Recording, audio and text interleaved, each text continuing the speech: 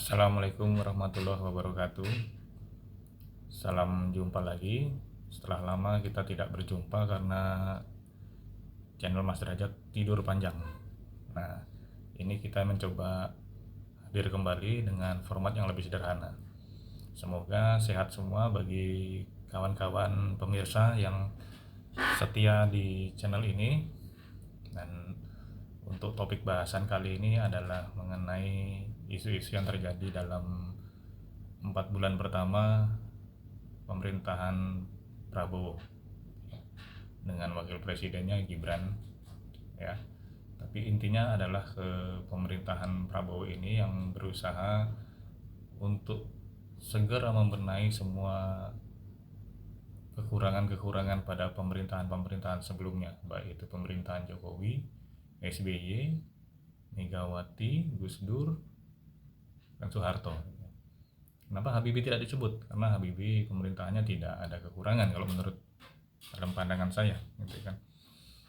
Nah, dalam 4 bulan ini yang paling update kita lihat adalah gebrakan-gebrakan yang dilakukan oleh Bapak Presiden Prabowo, terutama untuk menghapus mafia-mafia di BUMN terutama, ya.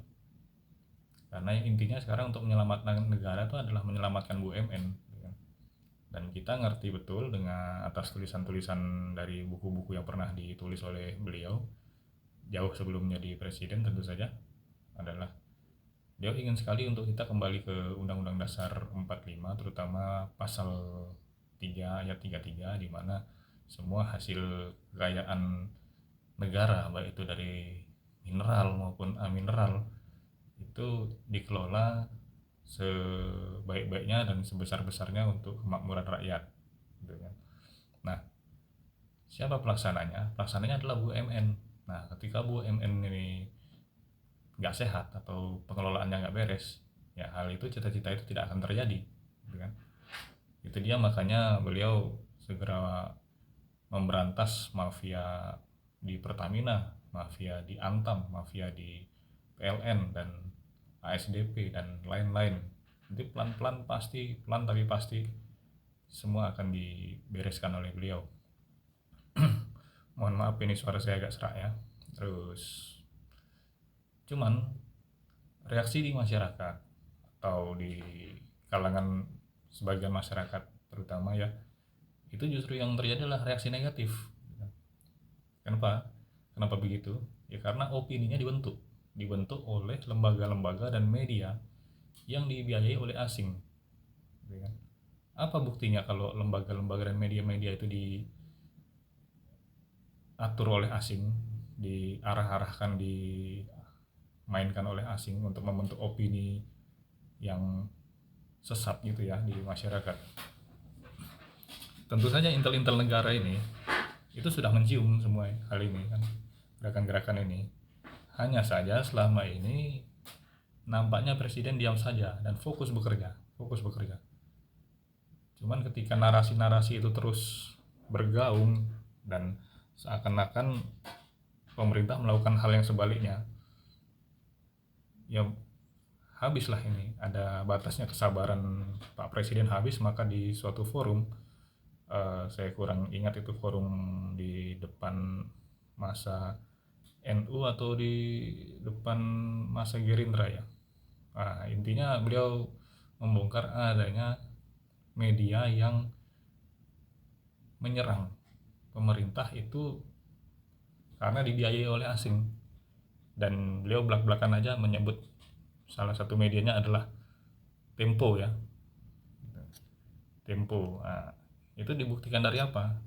Dari lembaga MFID dan beberapa lembaga lain yang mengatur dari luar negeri, ya, itu lembaga-lembaga dari luar negeri yang memberikan donasi secara besar dan berkala kepada Tempo, dengan tentunya dipesan untuk mengusung isu-isu tertentu, terutama isu-isu tentang ketidakbejusan pemerintah, gitu ya. Jadi di sini bukan saya bilang bahwa pemerintah itu sudah sempurna, tidak seperti itu, tapi ada kekurangannya pemerintah ini dan itu harus dikritik. Tapi ada juga kelebihannya, hanya saja pemberitaan tidak berimbang, di mana yang diberitakan hanya yang kurang-kurangnya saja. Bahkan yang baiknya pun diberitakan dari sisi opini negatif adalah kekurangan juga. Jadi sangat tidak fair. Saya perhatikan Tempo juga sejak Januari itu setiap tayangannya, baik itu di majalahnya ya, di media cetaknya maupun di media online-nya, termasuk Bocor Halus, itu kerjanya hanya menyerang Prabowo dan keluarga Prabowo secara pribadi. Jadi nggak objektif ya, sama sekali tidak objektif ya. Dan setelah dibongkar dalam forum itu oleh Pak Prabowo, akhirnya Tempo pun dari Bocor Halus itu mereka mengakui bahwa ya memang kami dibiayai oleh pihak ini, pihak itu, pihak apa dari luar negeri gitu kan, walaupun dengan pembenaran bla bla bla blanya itu kan. Nah itu di situ udah kelihatan ya.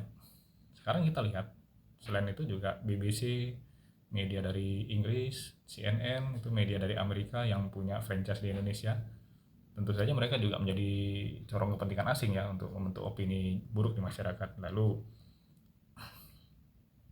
saluran-saluran dari mahasiswa yang tidak independen. Kenapa saya bilang mahasiswa sekarang tidak independen? Karena mahasiswa sekarang itu, terutama dari kelompok-kelompok GMNI, HMI, dan lain-lain, itu hanya menjadi corong kepentingan para alumninya saja. Beda ketika HMI dan GMNI ketika tahun 6566 ya. Sekarang, termasuk sejak 98, bisa saya katakan bahwa organisasi-organisasi mahasiswa itu tidak independen. Jadi mereka mahasiswa ini hanya sebagai kepanjangan kepentingan para alumni-alumninya saja. Dan para ketua-ketuanya itu nanti akan mendapatkan sesuatu lah pasti keuntungan di belakangnya, terutama jaringan networking ya dari alumninya gitu. Ya seperti itu cara kerjanya. Nah lanjut ke kinerja asing ini yang ingin menghancurkan Indonesia di 2030. Itu mereka sebetulnya mereka takut sekali kalau Indonesia ini menjadi negara yang kuat dan jaya ya. Itu mereka tidak ingin ada pemerintahan yang tidak bisa setir seperti pemerintahan Prabowo saat ini, di mana dia berusaha menyeimbangkan kekuatan posisi geopolitik Indonesia.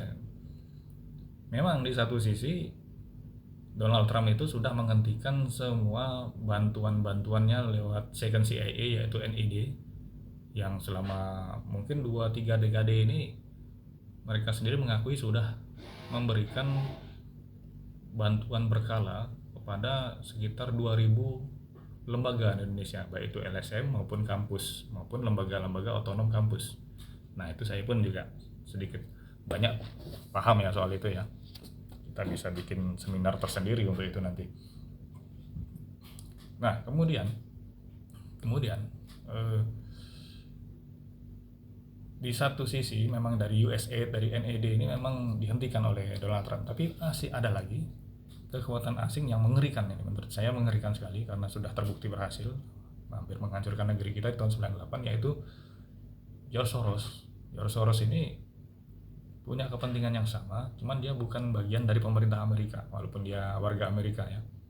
Dia punya agenda yang kurang lebih sama, tapi dia tidak ini ya, dia pebisnis murni gitu ya, dan seorang Yahudi tulen itu. Kalau mau bicara soal konspirasi itu nanti kepanjangan gitu. Yang juga tidak menginginkan Indonesia menjadi kuat, karena kalau Indonesia kuat maka bisnisnya akan terganggu. Dia tidak bisa lagi memainkan semua kepentingan Indonesia untuk kepentingan kelompoknya. Sementara Prabowo ingin kekayaan Indonesia ini adalah untuk rakyatnya Indonesia sendiri gitu. Nah sampai sini saya kira Anda paham ya. Dan yang terjadi saat ini sebetulnya Bank Indonesia ini terus-menerus membakar uang supaya nilai rupiah tidak turun, tidak anjlok terus terhadap USD. Kalau tidak seperti itu nanti bisa tembus sampai 20.000 dan bisa kolaps negara kita ini. Nah kembali ke awal tadi ya, coba diingat dalam seminggu ada tagar kabur aja dulu dan ada tagar yang viral juga, Indonesia gelap. Itu hanya dalam seminggu. Siapakah penggeraknya? Penggeraknya itu ya orang-orang bayaran juga. Selain ketiga media utama yang saya bahas tadi, juga influencer-influencer yang bertanggung jawab untuk menyebarkan pesimisme itu tadi, dan sama sekali tidak melihat apalagi mendukung dari keberhasilan pemerintahan yang baru 4 bulan ini. Jadi di sini saya cuman meminta semua teman-teman, rekan-rekan, saudara-saudara, dan sahabat-sahabat saya yang cinta dengan Indonesia untuk waspada, jangan terlalu mudah kita terbawa oleh opini-opini yang disetir oleh antek-antek asing ini ya. Dan kita doakan untuk pemerintah ini supaya berhasil dalam mencapai tujuannya, mensejahterakan bangsa dan memajukan bangsa. Tapi juga tetap kita harus membuka ruang kritik untuk pemerintah juga ya, karena kita tetap harus mengontrol jalannya pemerintahan. Tidak semua orang-orang di pemerintahan itu orang betul dan lurus, tidak gitu kan. Tapi insya Allah selama Pak Prabowo masih sehat dan masih kuat, mereka masih takut lah ya untuk macam-macam, untuk nyeleweng gitu ya. Dan jarang orang-orang seperti ini yang sekarang menjabat ya. Rata-rata orang-orang yang baik-baik ini, yang lurus-lurus ini malah nggak mau masuk politik, sayangnya begitu. Nah, demikian untuk pertemuan kita kali ini setelah lama tidak bertemu, dan semoga sehat-sehat juga di bulan Ramadan ini. Alhamdulillah bisa menyapa lagi, dan mari kita tingkatkan waspadaan kita seperti imbauan saya tadi, dan kita doakan juga ya, karena kekuatan doa itu sangat mujarab, sangat luar biasa gitu, supaya Allah menolong negeri kita ini. Demikian, terima kasih. Wassalamualaikum warahmatullahi wabarakatuh.